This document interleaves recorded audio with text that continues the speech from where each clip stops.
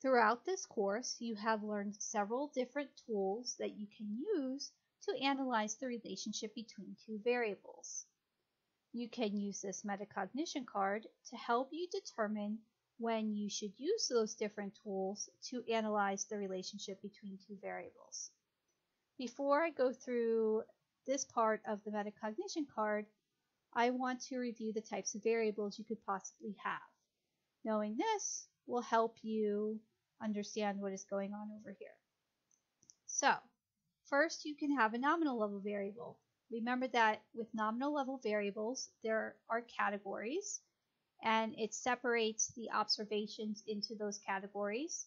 But those categories have no inherent order. An example would be state of residence. If you're conducting a survey and you ask people what their state of residence are, they could say Idaho, New York, California, etc. That separates the observations into categories, but those categories have no order. Idaho is not greater than California, which is not greater than New York. There's no order there.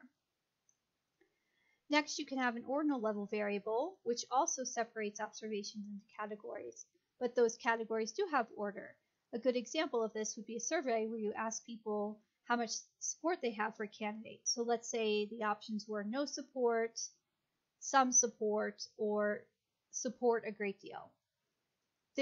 Those observations are going to be divided into those categories of support, and the categories have order. So some support is greater than no support. But the thing that you should know about ordinal level variables is that the distance between the categories is not inherently fixed.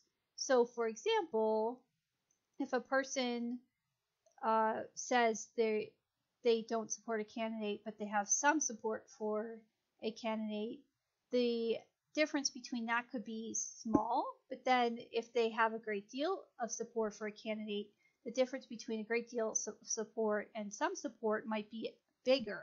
So there's a small gap between the first two categories and a very large gap between the second two categories. Now, with interval level variables, they are ordered and continuous, so they go 0, 1, 2, 3, etc. But with these variables, there's no true zero. And a good example of this would be ideology on a scale. So let's say you want to measure somebody's ideology. You could create a scale that goes from 0 to 100, with 0 being very liberal and 100 being very conservative. But the 0 is artificial here. You could have made the scale from negative 50 to 50, with negative 50 being very liberal and 50 being very conservative. Now, ratio level variables are ordered and continuous. They go 0, 1, 2, 3, etc. And they have a true 0. So, for example, defense spending is a ratio level variable because 0 defense spending means 0 defense spending. It substantively means something, and it could go to any positive value. So now that you know the types of variables, you can understand this part of the metacognition card. So, imagine you had a nominal ordinal level dependent variable and a nominal or ordinal level independent variable. You could either use a cross-tabulation analysis or a chi-square test to analyze the relationship between these two variables.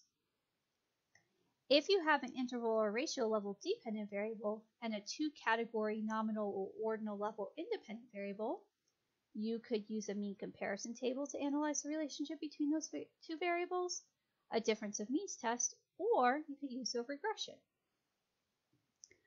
Next, if you have an interval or ratio level dependent variable and a nominal level independent variable with more than two categories, you can use a mean comparison table to analyze the relationship between those two variables.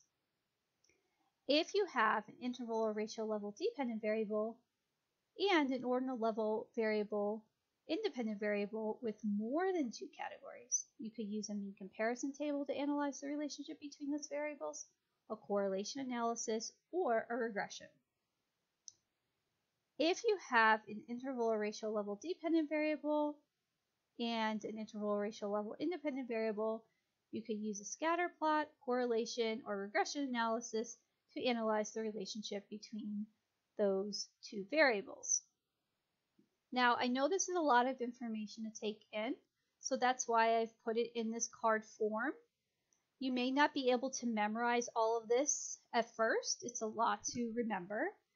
So if you want to run an analysis and you want to make sure you're using the right test, just come back to this metacognition card, figure out what kind of variables you have, and just look at this chart and see which ones fit your variables, and then you'll know which options you have in terms of analyzing the relationship between the two variables.